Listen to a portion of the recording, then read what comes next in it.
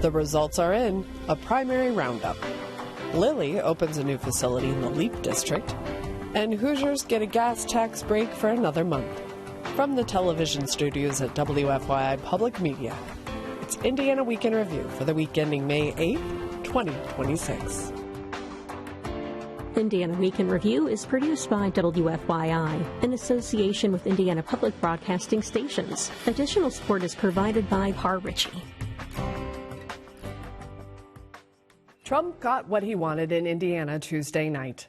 Indiana Senate Republicans who opposed congressional redistricting were largely defeated during the elections after President Donald Trump's call to oust them. As Ben Thorpe reports, the results show Trump's continued sway in Indiana. A majority of incumbent Indiana senators lost their primary elections after months of political threats and millions of dollars pitted against them. Incumbents argued that their constituents didn't want redistricting during the vote last year, but now most of them have been voted out. Laura Merrifield Wilson is a professor of political science at the University of Indianapolis. She says in American politics, incumbents usually win. It's highly unusual to see so many challengers defeat incumbents, and I think that has to be attributed at least to the current political dynamics. Wilson says the night was a win for Trump and could mean Indiana revisits redistricting next year. So will this significantly impact Indiana's General Assembly? It's the first question for our Indiana Week in Review panel. Democrat Lindsay Haake. Republican Whitley Yates. Oseye Boyd, editor-in-chief at Mirror Indy, and Niki Kelly, editor-in-chief at Indiana Capital Chronicle. I'm Jill Sheridan, managing editor at WFYI. So, Lindsay, what was your reaction as a Democrat watching as results coming in? Well, I mean, you had some pretty interesting results on Tuesday night. I wouldn't, just as, yes, the national conversation is a big one, obviously. It sets somewhat of a precedent for races after the redistricting issues have come about, and all of a sudden, let's see what the thumb that was put on this by President Trump, how that resolves. I would say I don't think it's a win for Trump. I think it's a win for dark money, just my take on it. But I do think there's some pretty big losses, too, at the State House. I think losing Senator Travis Holdman in the tax conversation at the State House is a huge change. It will be such a huge change. And so I am eager to see how those conversations at the State House happen with Tax and Fiscal Committee especially, but moreover, just the whole conversation, definitely. And we saw a number of incumbent Republicans lose their seats, Whitley. A lot of Republicans that had been in place for a very long time. And we also have heard that, maybe this wasn't really about redistricting, but more about records. What was your take? I would agree with that. I would say promises made and promises kept. We sat on this show and we discussed that there were some threats lobbied against Republican legislators that did not vote for redistricting, and that is exactly what we witnessed. Now, I'll also say that in the grand scheme of things, incumbency was like an armor, specifically in Indiana, where since 2000, I think only 5 incumbent Republicans had lost a seat, and that was completely shattered. Then looking at the Braun administration, I think they endorsed 30 candidates, and 26 of the 31, 2 are in a race that's too close to call.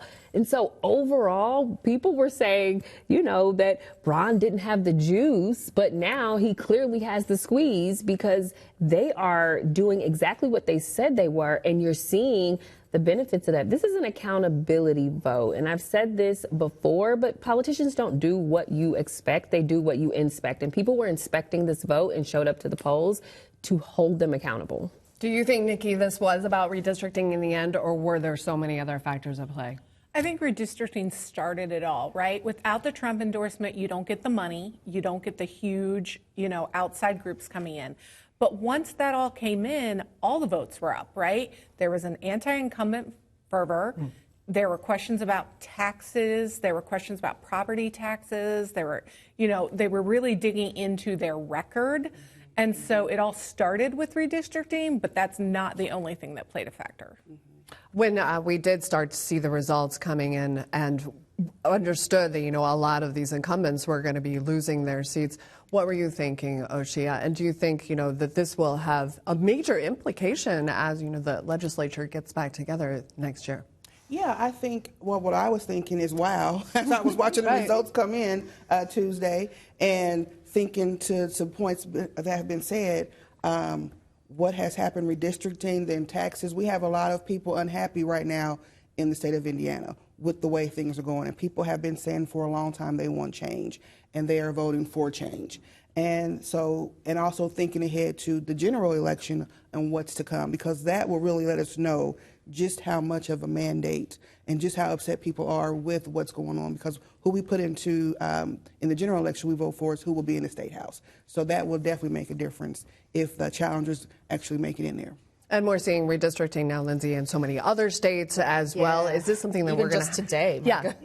Is this something we're going to have to deal with again next year?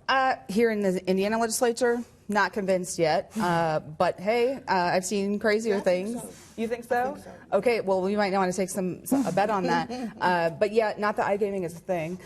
But anyway, so you just saw out of Virginia today changes. You saw out of Florida, and you've even had chit chat about South Carolina. So yes, I mean, I'm ready for it if it happens. I hope it doesn't, but I feel like we've had this conversation, but maybe I'm wrong. You think we're going to be seeing again an effort next year? Yeah. Several bills will be filed, and you know, if Rod Bray retains leadership, they can maybe fight it off. But I don't know. Because that's the other big question. I don't. I think I know he wants to. He says he wants to. He wants so to. Yeah, I think it's going to be a hard climb for him to stay in. And that's the other big question. Will President Pro Tem Rod Bray keep his seat? You're saying that's very much at risk. Very much. Oh, yeah. Obviously, there were a million other, races. Not a million, but was there anything else that stood out to you, Whitley, as on election night, as far as results? Lots of results stood out. I think that when looking at the congressional races, there are some that were a lot closer than people would have liked, which lets me know that going into the general, there needs to be strong campaigning and strong messaging from Republicans, specifically in Congressional District 5.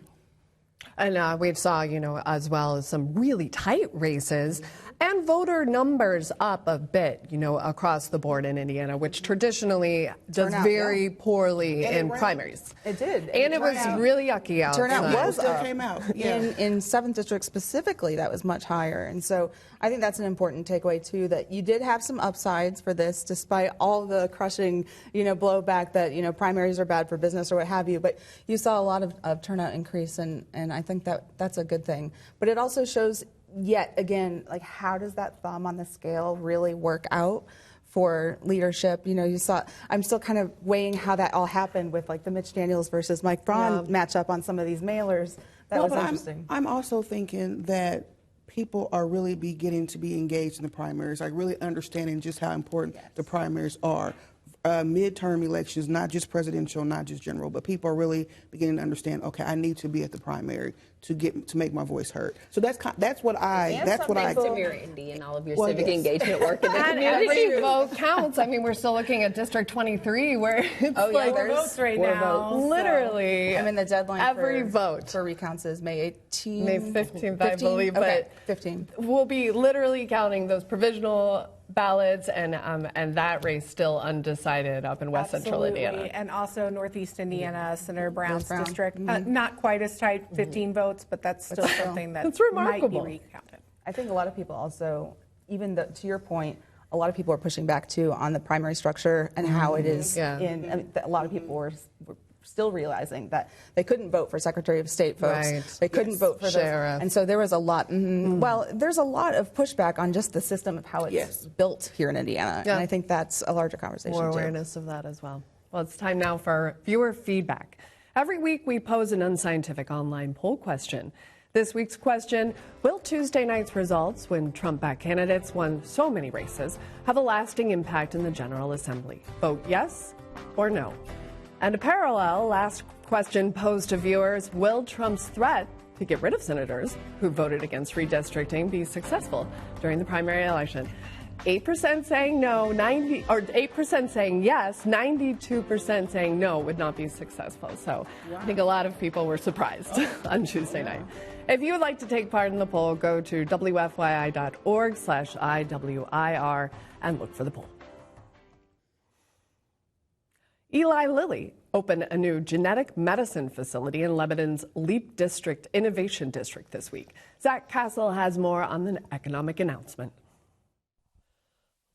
Lilly Lebanon Advanced Therapies, the new facility, is the pharmaceutical company's first to open in Lebanon's Leap District. Lilly will produce next-generation medicines on the campus, including for weight management, obesity, and heart disease. The company is investing an additional $4.5 billion in the campus. CEO Dave Ricks says Lilly wants to be a good neighbor to Lebanon. As we open this first production facility and announce this next phase of investment, I'd simply frame it as this.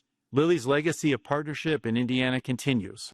Lilly will soon celebrate its 150th anniversary. A second production facility will open in 2027. So, Whitley, as the LEAP district really starts to be built up, we see what's happening there in Lebanon. Will this have an economic impact in Indiana? Absolutely. I mean, this is a major investment, and it's not just an investment into Lebanon, it's an investment into Indiana. And it's right in alignment with the Braun administration's initiative to invest over $1 billion into the life sciences category and to bring these high-paying jobs. And so in a time where you're watching businesses being a little bit more sheepish about hiring, about building, about expanding, you see Lilly double down on investing in Indiana and investing in facilities that are going to bring high-paying jobs to the community around them. I think it's a win for Indiana. It is a win for innovation through economic development. I did think it was interesting, though, Lindsay, as we, take a look at what's happening in the LEAP district, and we see another gigantic data center that's happening up there with Meta, right now building. I hear it's 24/7 around the clock, the building that's happening there. I mean, even Niki saw some of that pipeline build out near her house. Is that innovation as well? Oh, well, sure, yeah. Obviously, any economic activity is going to improve the economic scenario for Indiana. But I'll tell you, it comes at a cost. It comes at a significant cost. Eli Lilly is not the only tenant there. There are obviously more projects than just Lilly. Significant investment, but no, I think you've got to weigh the pros and the cons. I think every opportunity for economic development needs to be weighted with those concerns in mind. And you have a significant amount of pushback on the LEAP project just in general, based solely on the environmental impact and also the activity around the site and building. You've got a lot of activity. The lights are on constantly. It's bothering neighbors. You've got a lot of concerns. It is impacting folks negatively. And so I think the whole conversation needs to be part of the story. I mean, Niki, you were there. You saw the facility. And what they're trying to do is amazing, the genetic medicine piece of it. Absolutely. I mean, I think people in their head, they have like an idea of manufacturing, right? And an old school, dirty kind of manufacturing floors. And it's just so different than that. It's so high tech. They're putting $18 billion into that area so far. There are certainly people who aren't happy with it. There are certainly people who say we shouldn't give up all that farmland. And it's still, it remains to be seen if it's ultimately a success. I don't know how the Lilly part is, obviously, but they also are sitting still on thousands of acres and they only have 2 tenants. And that's just Meta and Lilly. And so they're still going to have to find some other people to make it worth it. And we're talking about the energy piece as well with this LEAP project, Oseye, and we're hearing recently that a plan to maybe bring water from Eagle Creek and back, that's not going to happen now. But so many questions as well as it goes as far as energy. Yeah, it was definitely a win for the people who did not want the water to come back and be discharged into Eagle Creek. But there are costs to progress, and there are costs to technology. And so we have to figure out the balance of that. There will be 1,000 jobs with this new Lilly building and life science.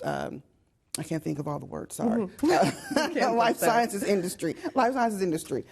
So there's 1,000 jobs. And then Meta will bring 300 more, right? But there still need to be more tenants to actually get the rate of our investment on that, to make people feel like it's worth the cost, because we are losing farmland. And that also means water lands that have been lost too. So there's a big cost, but also we need jobs in this, and we need good paying jobs in this state. And the state's invested a lot in these innovation districts. We've been talking about LEAP for how many years now? It's been many. It's been a lot of years. It wasn't Braun's idea. It was Holcomb's. It's been around for a long time, so it's good to see something actually happening to see it come to fruition. Well, as high gas prices continue to stress budgets across the state, Indiana Governor Mike Braun extended the gas tax break another 30 days as affordability continues to be a top priority. Governor Mike Braun suspended the usage and excise tax. That adds up to a 12% discount at the pump. He also plans to increase gasoline reimbursement rates for state employees. We will continue to use every tool available to make life more affordable for Hoosiers. This latest extension is the last the governor can make. He would have to call a special legislative session to further suspend the tax. Indiana gas prices are well over $4 a gallon. Braun pointed to factors besides the Iran war, including the annual switch to a summer blend, which is more expensive. So, Niki, was this a no-brainer for the governor to move? It was certainly a no-brainer to extend the sales tax suspension, but he went much further. We've never had a governor suspend the full gas tax before. So that's an additional 36 cents per gallon that Hoosiers are going to save on top of the sales tax. That was a big move. You know, a month ago, he said it didn't have the authority for it. And, you know, then he said, you know, we got to do this to help out because, you know, we're seeing such spikes due to the Iran war. He wants to give something to Hoosiers. And, you know, he took a chance and did this one. I did think it was interesting that he pointed out that, you know, it wasn't just the war, you know, summer fuel. Yeah, there's a lot plays into, obviously. I don't think dissecting that right now would be helpful for anybody. But I do want to take issue with the Hoosiers point because there's absolutely no proof that this will impact Hoosiers only. Many people come through Indiana. In fact, we're a disproportionately impacted state for a revenue stream like this because we have so many not commuters, but folks on our freeway system that are traveling through the state. And so because we have more of those individuals buying gas, we will then be impacted, the revenue stream will be impacted to benefit those of us who are not Hoosiers. And so I do worry that, yes, this is nice to have a 36 cents knockdown on the cost, but think about the long-term economic impact. I think you're robbing Peter to pay Paul here. Well, we're probably not going to see, you know, gas prices go down too much anytime in the future. I mean, maybe we will, but the governor, in order to lift this break, they would have to call a special session, as I understand. Do you think that's going to be something that happens? I think if we continue to see the long-term increases in the price of fuel, then something will have to be done that is more sustainable for Hoosiers. However, you want a governor that looks at where we are in society and where we are as a state and is agile enough to respond. His agility to respond to the needs of Hoosiers is important. And in doing that, he's doing things that no other governor has ever done. And so I think it's really great for us to be able to see that level of leadership on a state level. As someone who drives quite far to go to Costco to get 10 cents off of gas, 36 cents is huge when gas is sitting at $4. 53 cents when you add it together. Yeah, like maybe you can talk Governor Braun into getting this taxation on marijuana, because then we would have some revenue stream to talk about. We got to fix the fuel, and affordability has been something that he has discussed. We are so used to politicians saying one thing and doing absolutely nothing. He's open to it, and he said as much. And in fact, I think he said that in his availability last week. Forgive me, but anyway, well, it was lovely. During his, during this announcement, he talked a lot about affordability, Oseye, and pointed to other things that were making an impact on Hoosier lives. Do you think that Hoosiers are feeling that as well, or do you think that at least this is something tangible? These are kitchen table issues. Right. We can talk up here high level about the decisions made and the reasons why, but at the end of the day, regular Hoosiers don't care about anything but the bottom line. And the bottom line is I'm paying less for gas. And that makes me happy. And so for them, whatever the motivation behind Governor Braun's decision, that's all they care about. So he made the decision to lower their costs. And that will help them in other areas. So that at the end of the day, we can talk about all the things, but regular people just like, my gas is cheaper now. Thank you. That was one thing, too, that I noticed from the elections as well into this issue, because finally every single person on the ballot, I think, agreed that affordability was a thing. you know, and that was a top issue for them. So it is a thing. Interesting how this will. I'm glad you said that. Well, if we only have 30 days, though, and we still are seeing really high prices next month, I mean, what move can the governor make at that point? He could call a special session, but that costs money too, and so I'm not sure he would be willing to go there. Well, we'll see. Everyone keeping their eyes on those pumps. Indiana high school athletes can now profit off their name, image, and likeness. The Indiana High School Athletic Association Board of Directors approved the new rule this week. Samantha Horton reports the state becomes the latest to allow monetization with some limitations at the collegiate level. The new personal branding activity rule allows student athletes to capitalize on their individual skills through commercial activities such as appearances, social media, branding, and endorsements. Unlike similar offerings at the collegiate level with the NCAA, Indiana's rules will not allow high school athletes to use their school affiliation or facilities in their personal branding. IHSAA Commissioner Paul Neidig says it aims to clarify what high school student athletes are permitted to do. People own their name. We've recognized that for a long time, and I think most people understand that. But then what can you do in promoting your name or using your name to promote other activities? The policy goes into effect immediately. So, Oseye, is this good policy this is high school athletes? High school. I think the high school students, some of them will say, yes, it is, because there are already students doing these things. As a mom of 2 student athletes and one who played at the elite level, you're in that sport year-round. Summer is conditioning, fall is the school season. From that, you go into club season. You have AAU, you have travel, you have all these things where kids who play sports don't get the time to do to have jobs, to do some of the things that other students do. So, and they're always asked to, hey, come to this camp. We're going to use your name to help promote this camp. We're going to use your name to help promote this thing. So it makes sense that they will get paid for it. It makes sense that IHSAA It's a long one. actually put some parameters and gives guidelines, because I think we're the 46th state to finally do this, so we're a little bit behind the 8 ball, and we do need some guidance and leadership. And they're not using the school's name; they can't be in the school uniform. But I also have concerns about those sports that are not the big money earning sports. That's where we're going to have probably see some unfairness there, some the way to be different. Because my son played football; he was not the elite athlete. Sorry, son. My daughter played volleyball. That's the elite, but that's not the same. They're not the same level. Yeah, they're not the same. They don't get the same attention. Basketball and football is where we're going to see a lot of the attention. Well, Niki, we saw, Indiana, again, one of the last states to implement this policy. Do you think they're just trying to get their arms around this issue now at this point? Probably. I personally, I don't necessarily know that I have a problem with it, but I feel like we did this in college and it's gotten out of control. And to me, it's kind of ruining college sports because we're just paying people to change teams every year, and so I worry that that's kind of the same stuff that's going to happen. Yeah. Well, right, but that was the reason, right? But that was the reason we did it in college was, oh, this is happening already under the table.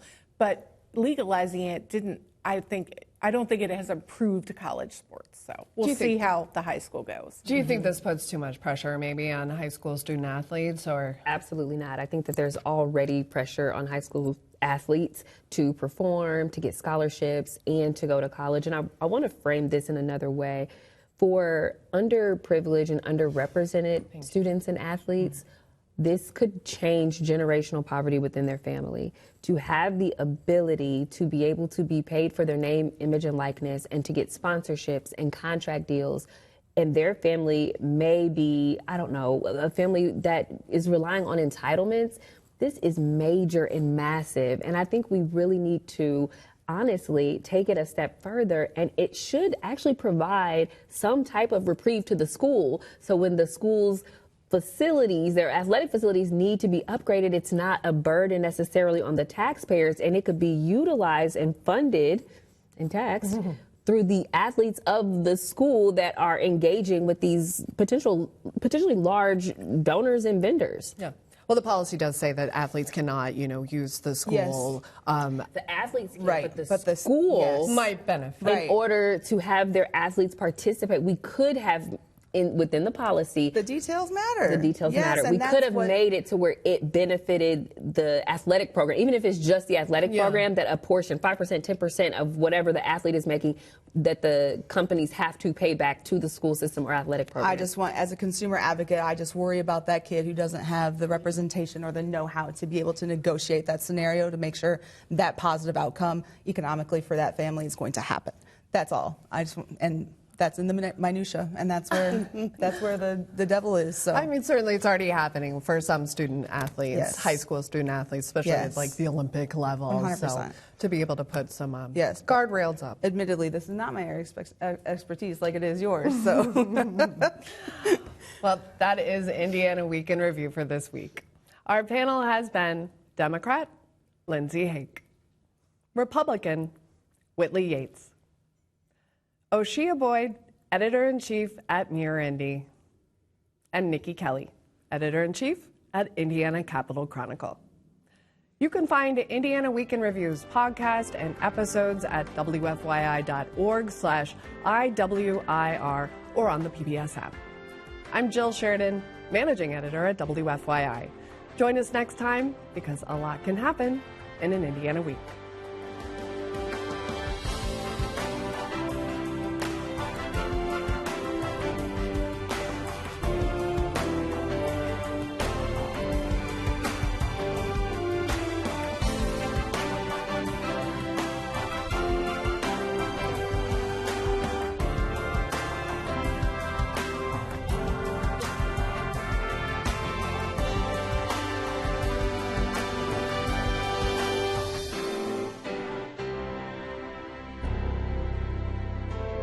The views expressed are solely those of the panelists. Indiana Week in Review is produced by WFYI in association with Indiana Public Broadcasting Stations. Additional support is provided by Par Ritchie.